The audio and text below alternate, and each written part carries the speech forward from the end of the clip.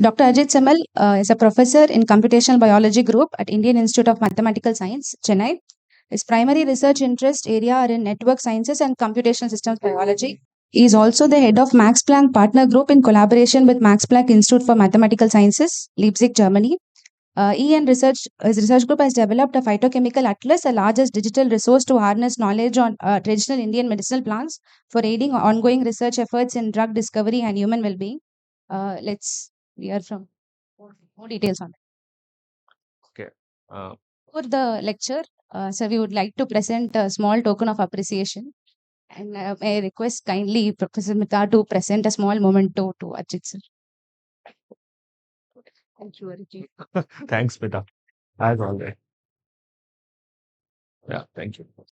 Okay, so let me start by thanking Smita and everyone for the opportunity to present our work here. It's been recorded, so let me just put it on record that we created this resource, but many of the stakeholders recognized that my group created this resource after Smita gave me an opportunity to present at a conference. So while people use it, many people don't relate it to the Institute of Mathematical Sciences, and it really changed with Smita giving me opportunity and one of the conferences she organized here in IIT Madras. So yeah, so just a disclaimer that I many people think that I'm a jack of all trades and master of none, and maybe it's true. Uh, Primarily because I started my lab about a decade ago, and all the research that I have been doing in my lab for 80% of the time, they had no correlation or relationship with what I had done before in my PhD and postdoctoral research. So, just to give you an overview of the research, how it is divided in my group currently. So, the major area in the last 7 to 8 years is what we call as chemical spaces for drug discovery, systems toxicology, and human exposome. And the work that I'll be presenting today essentially falls under one of the threads of two sub threads in this area. I have core expertise on development of mathematical computational tools for analyzing networks. So during my PhD, I was trained to do constraint-based modeling and also Boolean modeling, the kind of things, Maya was talking in the previous lecture. And in my group, subsequently, what we do is we have been developing tools, particularly for analyzing networks and higher order networks. And further, we continue to do a bit of Boolean modeling as well. One of the interesting areas that I am particularly, passionate about is basically systems modeling of metabolism and protein secretion system in microbes. There has been some amount of work here also, but hopefully in the next couple of years, you will hear much more of our work here. So these are three areas where we lead projects. That is my group, sort of takes a lead in these projects. Uh, we are in a purely theoretical institute, but I do collaborate with experimentalists, for example, with Smita and many others. And in some of these projects of the experimental colleagues, we do play an enabling role as well, where we analyze their omics data, in particular in the context of networks, and provide new hypotheses or understanding to the organism of interest or biological processes they may be studying.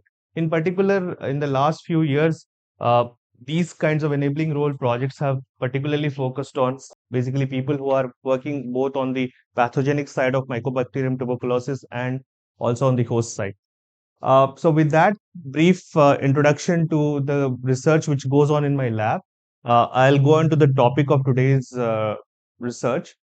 Although it may seem disconnected from many of the other things I do, uh, essentially the topic I'll talk about is broadly what I consider in my lab area, which I call as compilation, curation, and computational exploration of the chemical spaces. And in particular, we have been focused on two types of chemical spaces. One, natural products, which are potentially beneficial to the humankind. And to this audience, I don't need to make a case for that. And second, environmental chemical spaces, which could be potentially harmful to humankind. And in this first area, I will particularly focus on our work to essentially compile the largest resource on the phytochemical content of Indian medicinal plants, which is called impact. I must mention that while this is what we may be recognized more in the Indian space, comparatively much more work we have done in this space in the last few years. So, when I started doing this work, it was very serendipitous, and our primary motivation was to create a natural product space for potential drug discovery. So, I don't need to make a case to the audience here. Natural products, of course, continue to be immense interest towards scientists working in the field of drug discovery. So, we have an unpublished data set in my group where we have actually mapped the history of all the drugs, small molecule drugs, which are approved by FDA starting from its inception in 1905. It's unpublished data, and what we find that as of today, that is 2023, most of the small molecule drugs, almost 40% of them are either natural products or started out from a natural product based lead molecule. So, while there was a certain dip at some point in the history of drug discovery where the drug discovery focused more on the synthetic molecules, we see in that curve. I'm sorry I didn't put that slide up here. That again, there is a resurgence in the interest in looking at natural products for potential drug discovery. So essentially, we are interested in the subspace of the chemical space, which is biologically relevant, and within that, the natural product space. So, our primary motivation to do this work will be summarized in this slide. As all of you are aware of, plant secondary metabolites or phytochemicals, help the organism in various, processes. For example, plant defense that Maya was mentioning. Essentially, they help the organism to survive in their ecological niche. Also, plant extracts which contain these phytochemicals have been used to treat human ailments for centuries. I mean, this is not particular to Indian or Chinese civilization, but any civilization you go back in the history. And of course, many present day drugs, starting from morphine to paclitaxel, many others, they were initially isolated from plants. And in particular, when we started doing this work, it was important to us to recognize that various systems of traditional medicine, in particular Indian and Chinese medicine, they use these medicinal plants in different formulations to treat their diseases.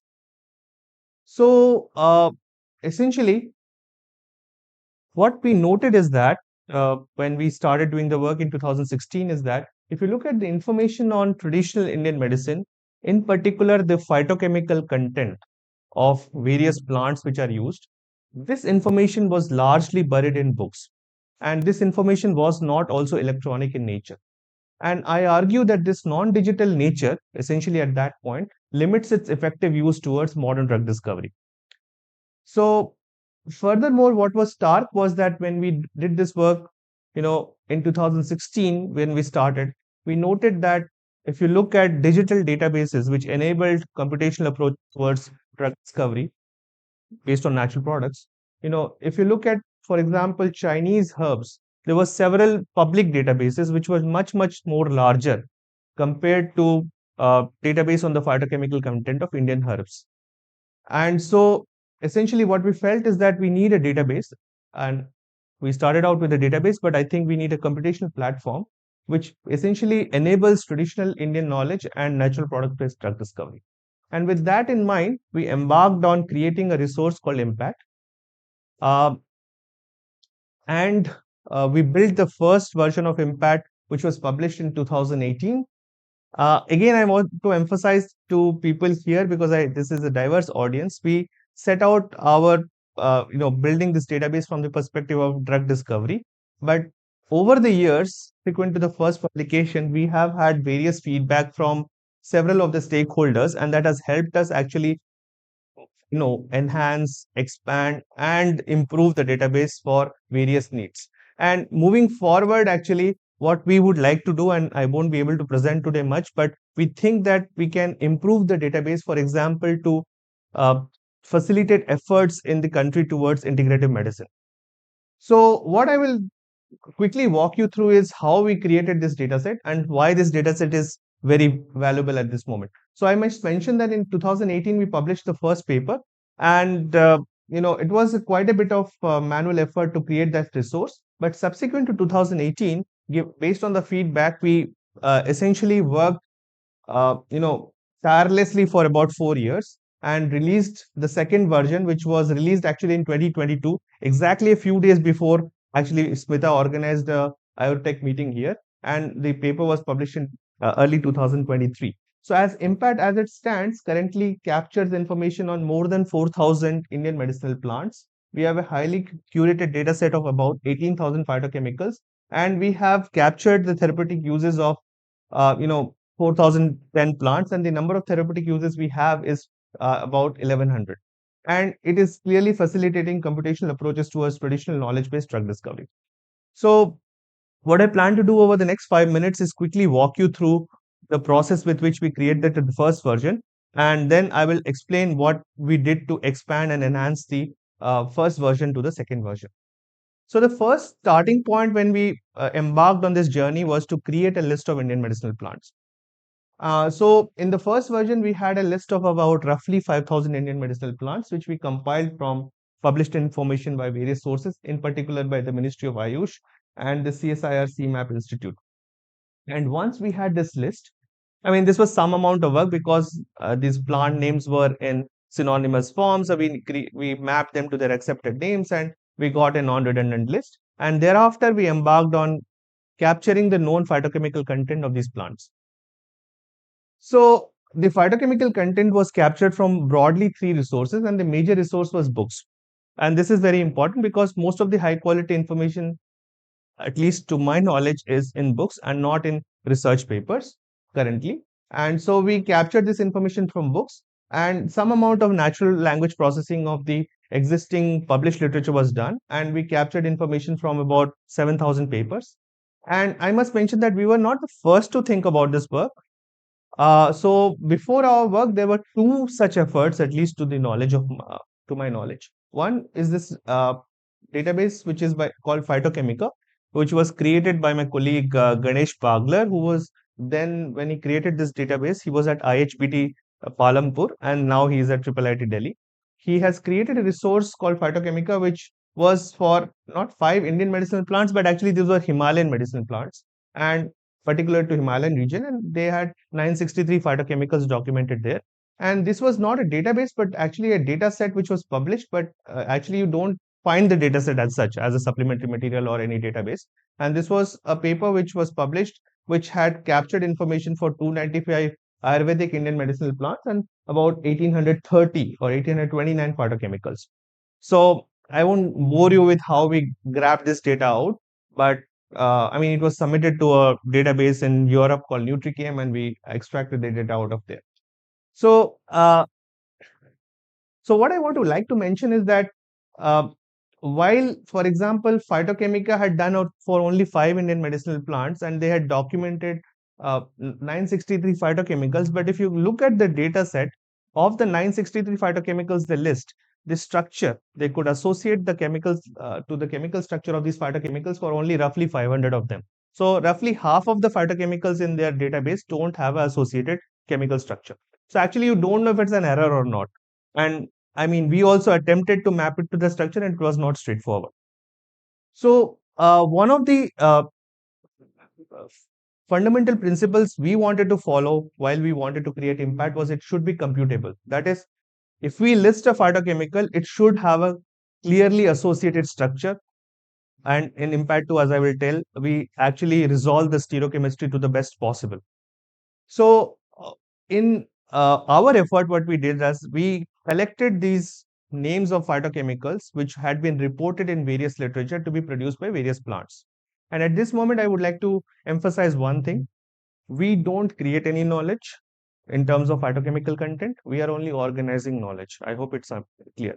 And Impact is also very particular about this because the onus of the correctness of the information in Impact doesn't lie with us, but actually the literature reference that we cite in the table. So if you are using Impact, please go back and look at the third column for which source from where we got the information, and you should attribute that information to there.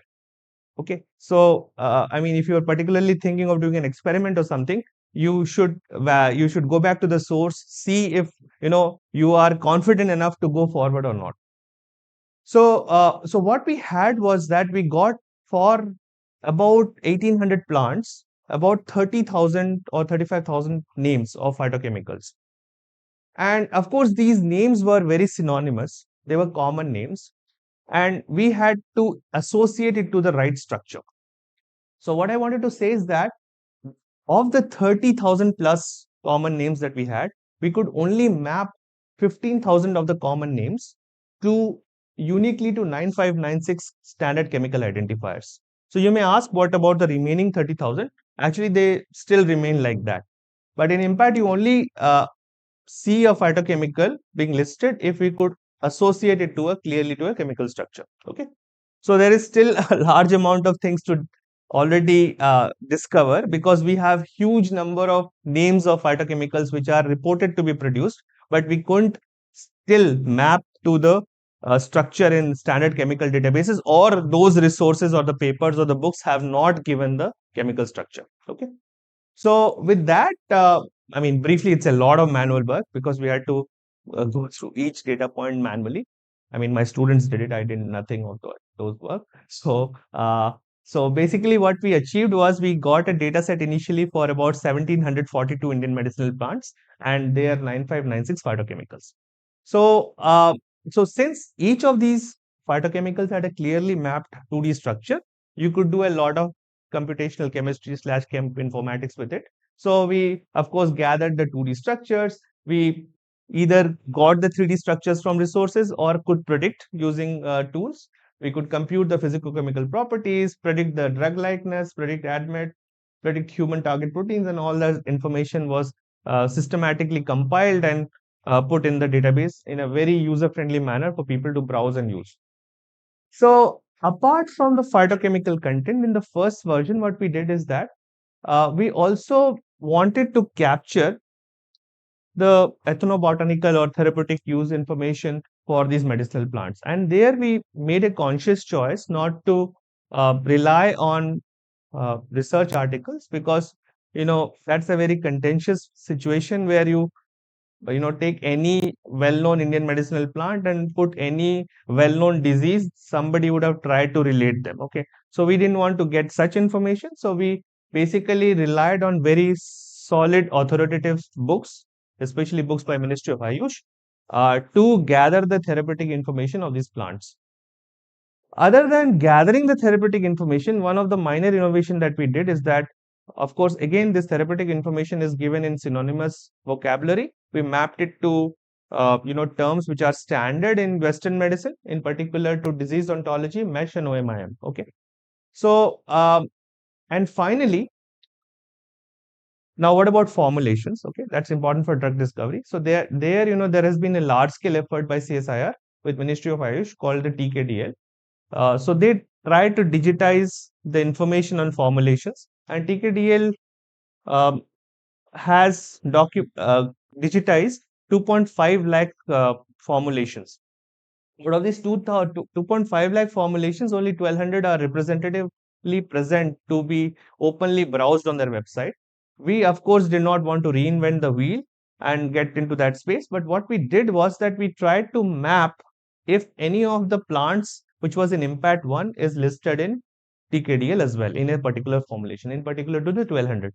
So the idea is to link the formulation to the plant, to the phytochemical content, and see if the plant part for formulation, if it's a single herb formulation or a multi-herb formulation. Subsequently, if this kind of data could help predict or explain potential therapeutic use which has been there for years in the culture.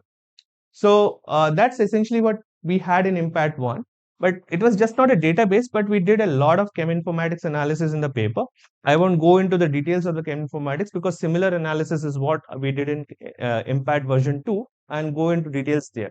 But just to repeat, the three different associations we had the medicinal plant and their phytochemicals. That was the centerpiece of our work.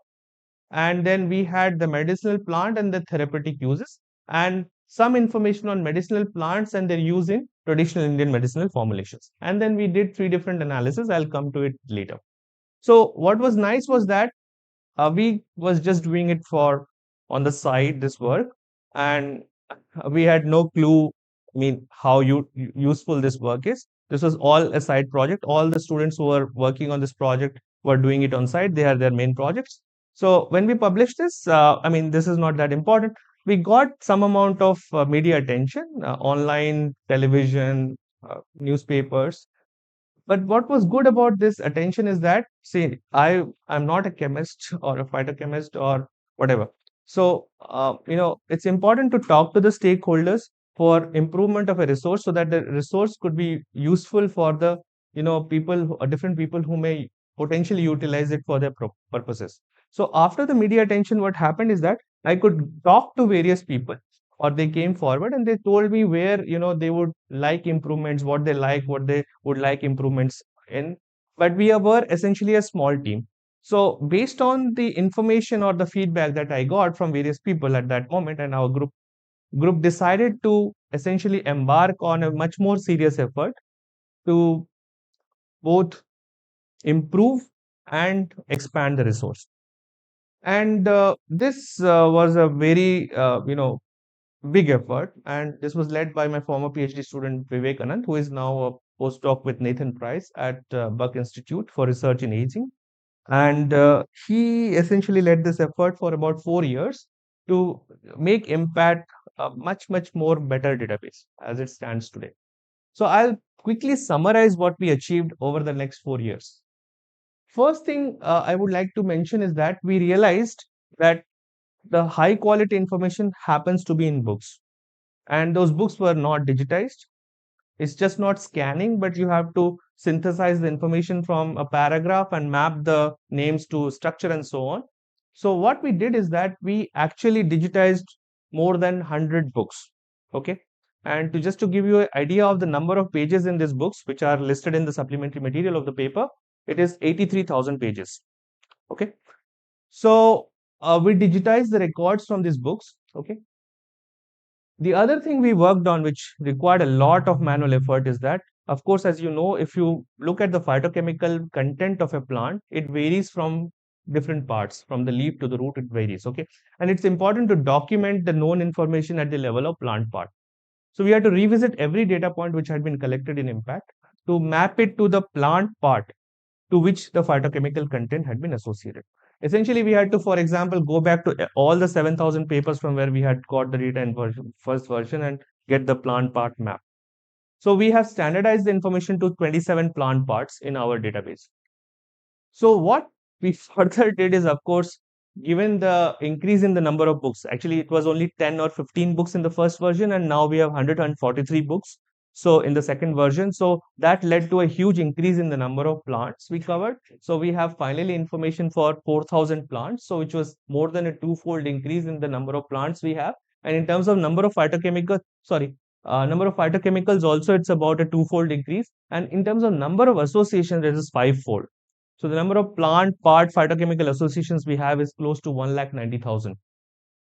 So lastly, very important is that today the all the scientific data which is of high quality uh, is ideally adhering to these two principles. These are known as FAIR and trust. FAIR stands for findable, accessible, interoperable, and reuse. And trust stands for transparency, responsibility, user focus, sustainability, and technology. So we worked tirelessly to ensure that impact to adhere to both FAIR and trust principles. So this is among the very few data sets actually in India amongst the biological databases which adhere to these two principles. So let me just quickly walk you through the enhancement and expansion that we did. In terms of medicinal plants information, so of course we expanded the plants. So we have currently a database of roughly 7,000 non-redundant plants which are used in different systems of traditional medicine or even local health traditions. But the known phytochemical content, which is listed across these books or research articles that we cover, is only for 4,010, which is captured. In addition to the list of plants, there is a huge amount of other information that we have. For example, in which system of traditional medicine they may be used. What is their conservation status at the moment?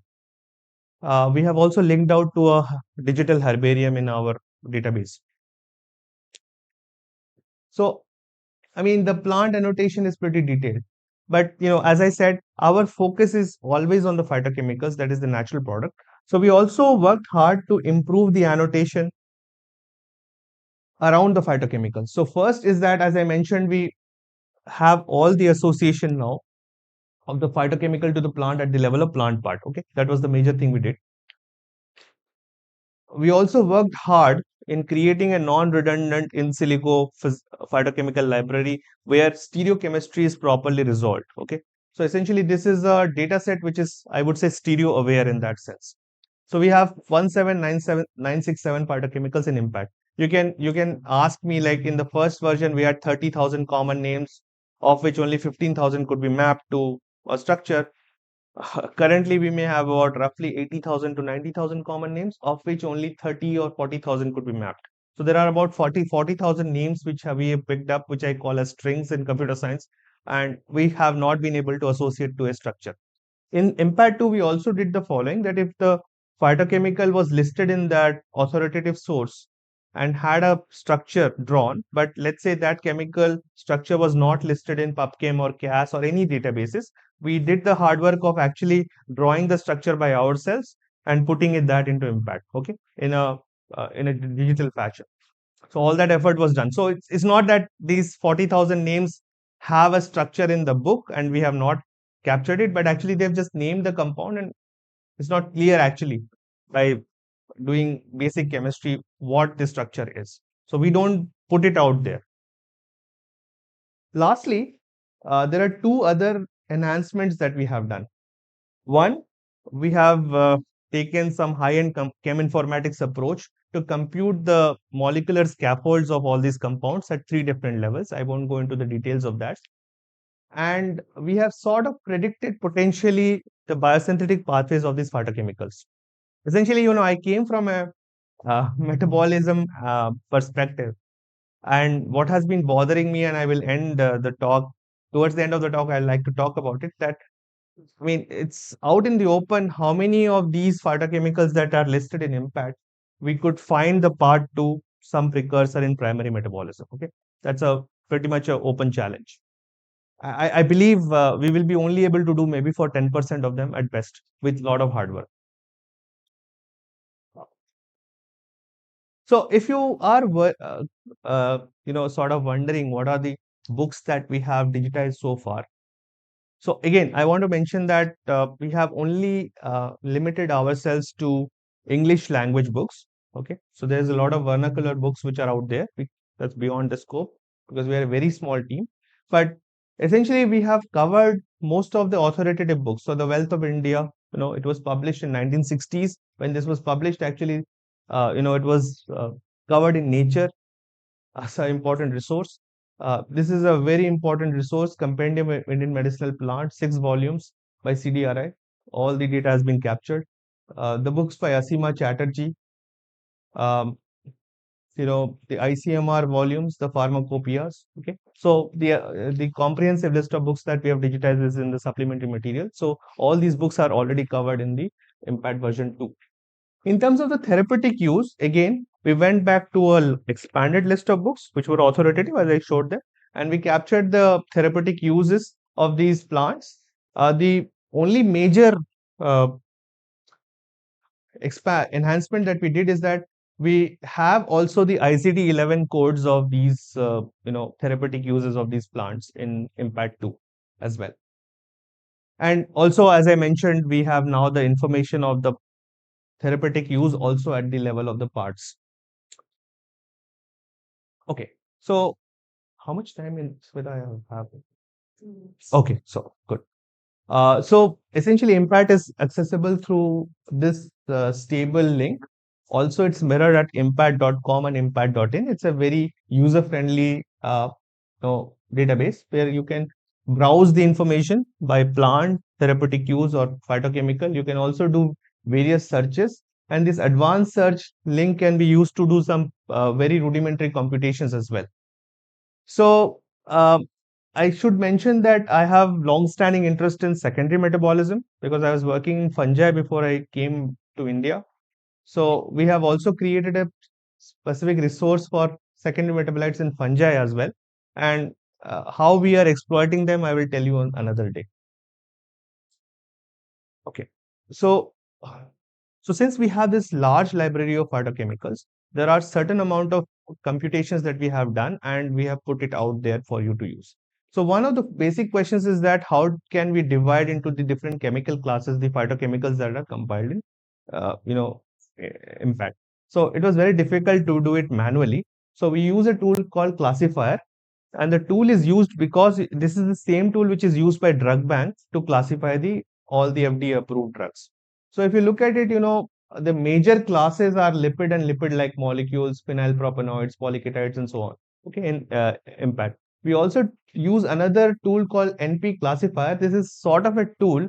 It is sort of in an experimental stage, I would say, which tries to predict potential biosynthetic pathways which could be producing the uh, phytochemical of interest. Okay, but by no means it gives you the pathway of production. And finally, we also have this kind of a score which is given by this tool called NP likeness, you know, which tries to see how natural product like the phytochemical is it. So, yeah, all this information is captured in impact. So this is an interesting analysis that we did in both version 1 and version 2. I'll talk to you briefly about this, and this leaves you with an important insight from the perspective of drug discovery.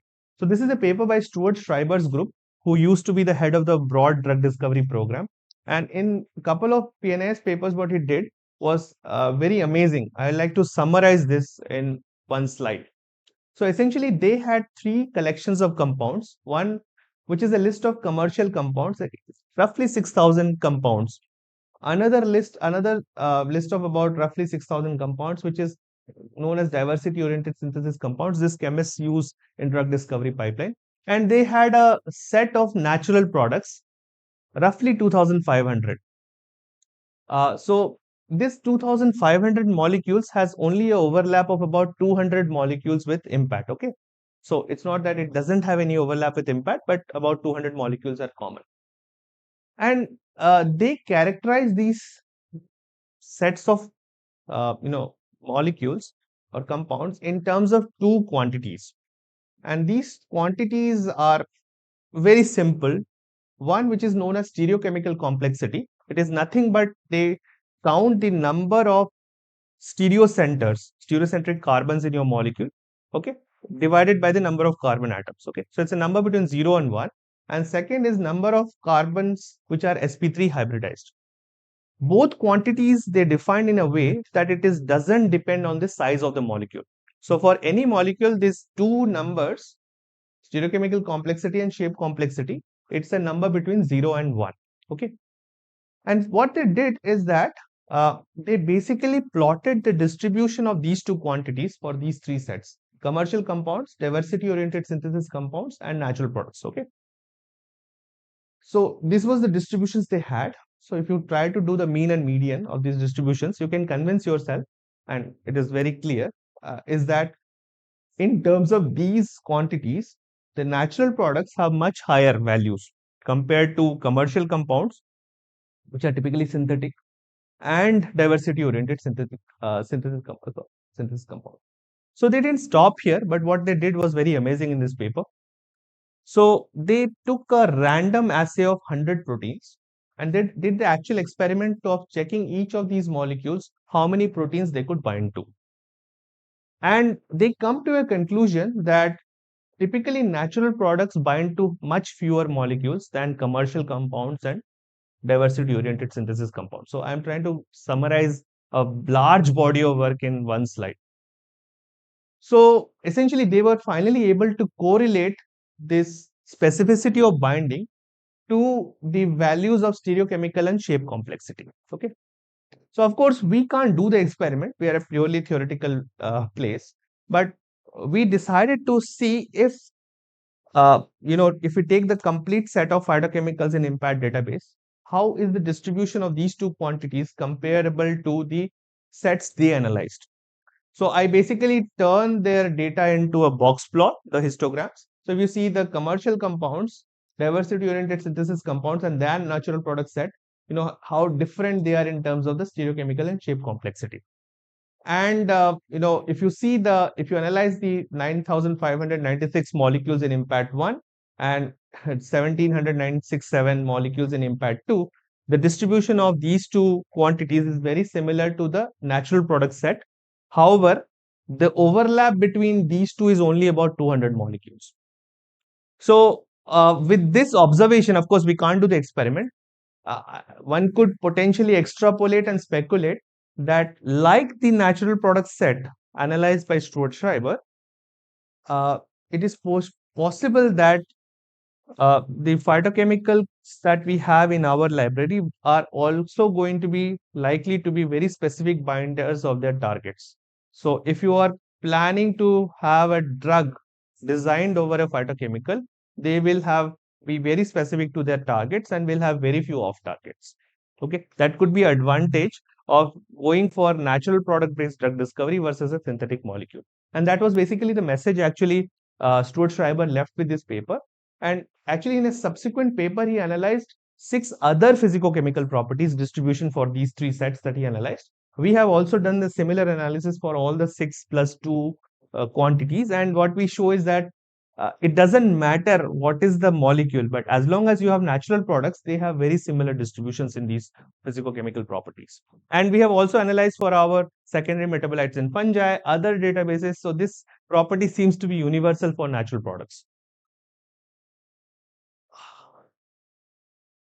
So I will skip this because this is very, very technical. So I just want to mention that if you want to do any of these computations, so we also have an open uh, GitHub repository of my lab, okay, where the codes for these computations are made public. So they use the open source tool RDKit. So if you have your own compounds, if you have the 2D structure in some SDF file, you can play around with them using our tools as well. So all the codes have been made public also on my GitHub page. So one of the important things we also did in the version 2 of the database is that we wanted to also be able to give an idea to the user on the different types of scaffolds out there. So without going to the detail, so we actually took the best state of the art tool in identifying scaffolds, and the scaffolds could actually be identified at 3 different resolutions, one at the graph level, graph node level, and graph node bond level. This is the highest resolution, doesn't matter. And so we computed for each of our 17,967 molecules, the scaffold, and the scaffold information at these 3 levels have been made public in the database. And what was more important was to see how diverse is our set. That is, you could have 1700 molecules, but they may have the same scaffold only. So what is the diversity of the scaffold in your chemical database? And we compared, for example, IMPACT2 with many other natural product and the complete PubChem database itself. And what we find in one word is that IMPACT has actually very high scaffold diversity compared to also other, in silico and other databases that we have. So all this is actually published, so you're welcome to go and read it. And these are some of the frequent scaffolds that you see across phytochemicals in IMPACT. Of course, I omit the benzene ring, which is the most predominant and so on. So all this information is out there. So for example, in IMPACT, you can go and can actually search or select phytochemicals by a particular scaffold.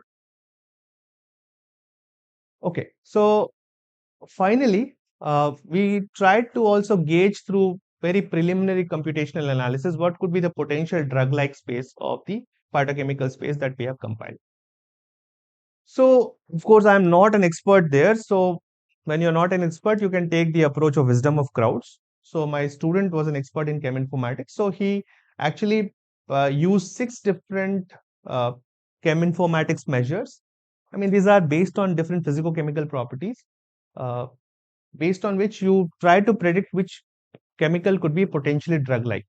So I think this analysis should be taken with a pinch of salt because many of the FDA-approved drugs fail some of these drug-likeness measures as well.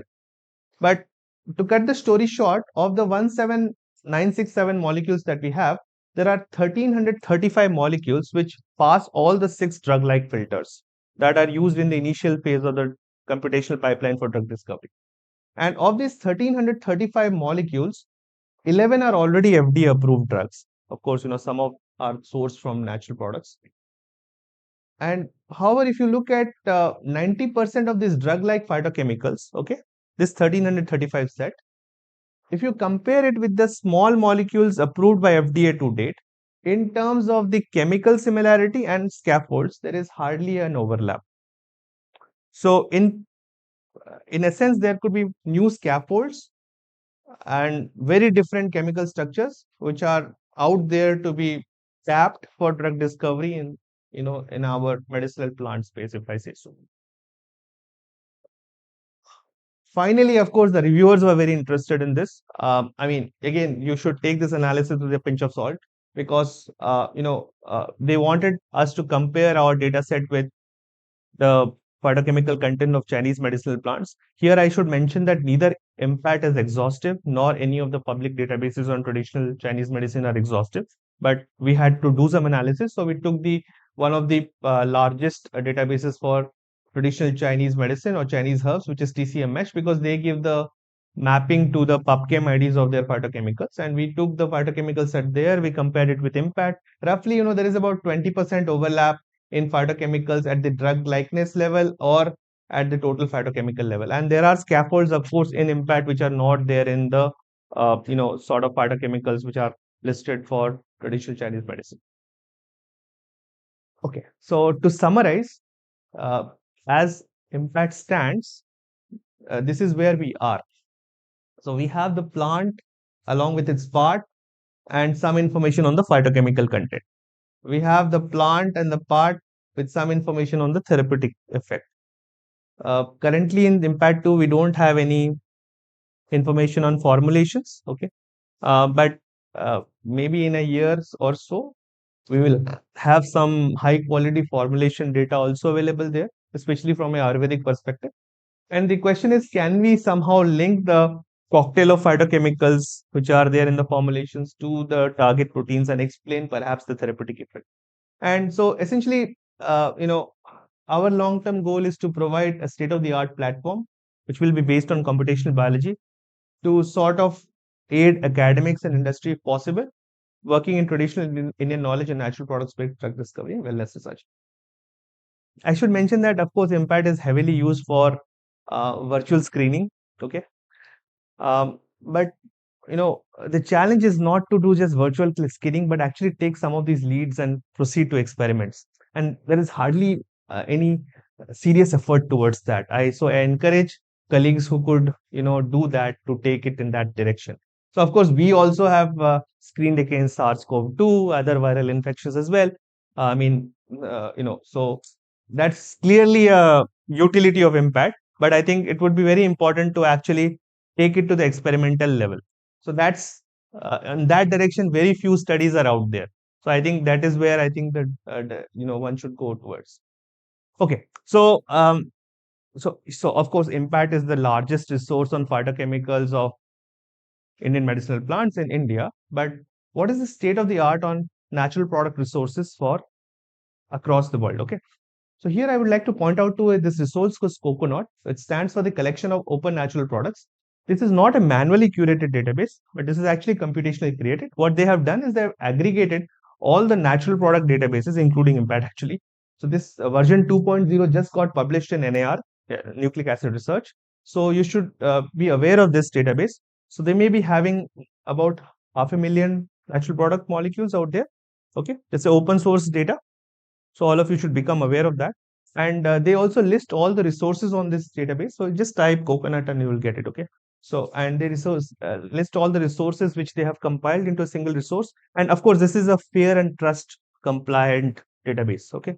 Again, if they are unable to if they find a discrepancy with a particular molecule in a database, they don't put it in. Okay. They harmonize it properly. So essentially, because Impact was available in a fair and trustworthy manner, so they could also compile it into large. And this is not specific to plants; it is microbes. Yeah, so it's a huge resource. There is information also they have gathered from various sources which plants have been linked to some of these natural products. So the version 2 just got released. Lastly, a challenge, and this is where I think we want to go.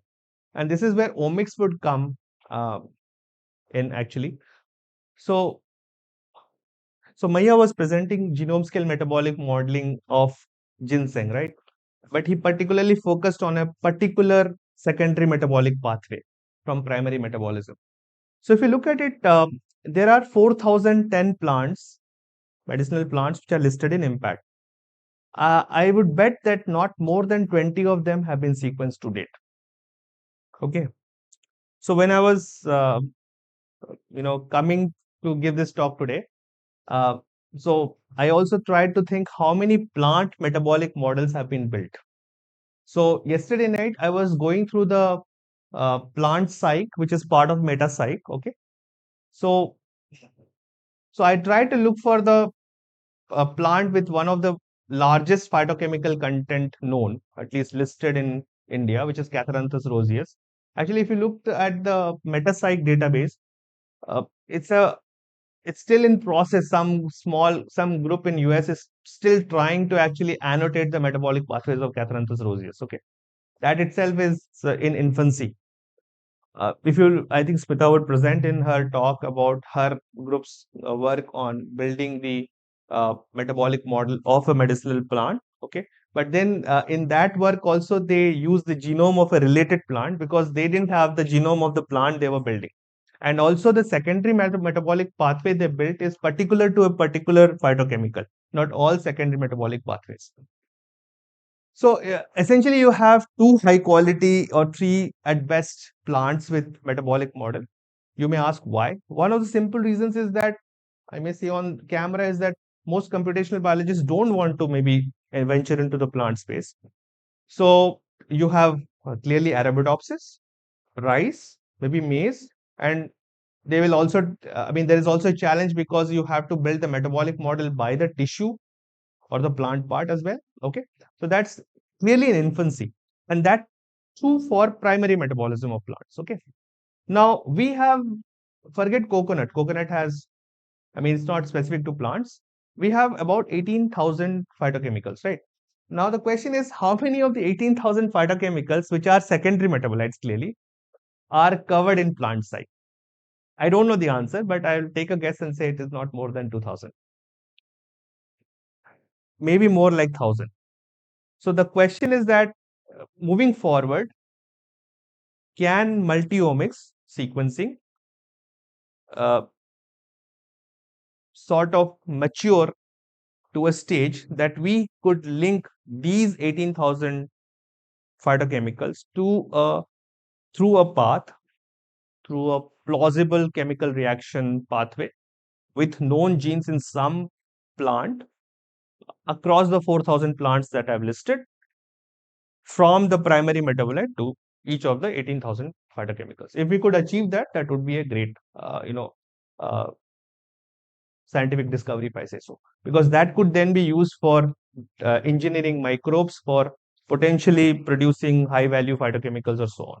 So I think we are far from there. We are doing very few pathways, and whatever is available is not typically available in these kinds of databases. So they have to be first compiled, and maybe we need also new computational tools to predict the pathways. So we may actually initially predict a pathway of set of reactions which may be linking from the primary metabolite to the secondary metabolite without knowing the genes or the enzymes.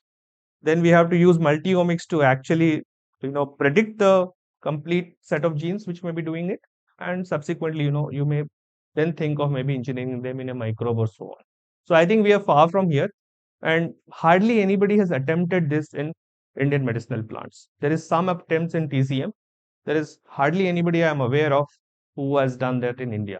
In particular, if you're interested in India, I would like to mention that the only person who has made serious effort other than Smita actually in creating genome scale metabolic models is that by Sudeep Kundu in University of Calcutta. He was the one who actually with David Fell's group built the rice metabolic model for the first time. And he has also been pioneering on uh, incorporating omics for creating metabolic models for leaf, how light would influence the metabolic content in rice and so on.